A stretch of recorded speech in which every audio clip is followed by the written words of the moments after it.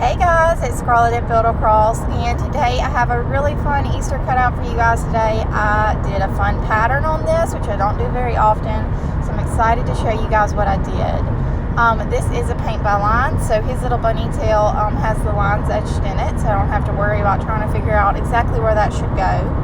And then I'm painting my bunny in the color Dixie Belle Blue. As per its name, it is a Dixie Belle chalk paint color, which you can purchase online at buildacross.com. Along with this brush I'm using, it's number 12 flat. It comes in a pack of brushes on our website, and of course the cutout can be purchased there as well. So here lately I've been going in with my heat gun, and so I want to do a cheetah print on this. So I need the background to be pretty much dry so that my cheetah print doesn't smear with the blue. So I'm just going in and drying my bunny decently well.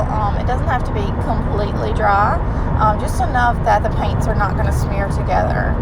And a lot of times too, I'll go in and go ahead and dry any area that's white, because white is one of those colors that sometimes you have to go in and do a second coat on, just depending on what you're painting. Okay, so now I'm going to start my cheetah print pattern, and I like to use like a medium-sized round brush for this and the color putty. And kind of what I'm telling myself while I do this is I'm trying to paint on little peanut shapes and germs. If you kind of look at it, that might make sense. And sometimes I'll even add an extra kind of little hump, and that makes it kind of look like a flower.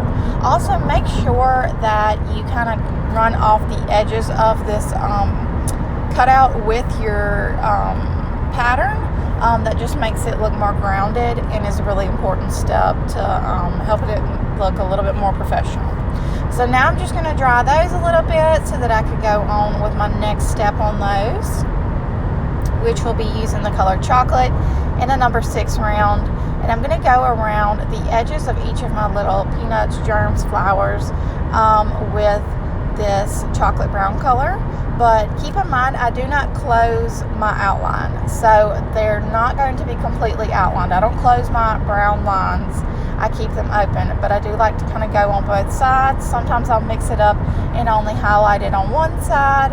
It just depends, and that kind of sporadic, imperfect style of painting is what helps you out here, because as you know, cheetahs are in the wild. They're not going to be perfect. Their patterns are not going to be perfect.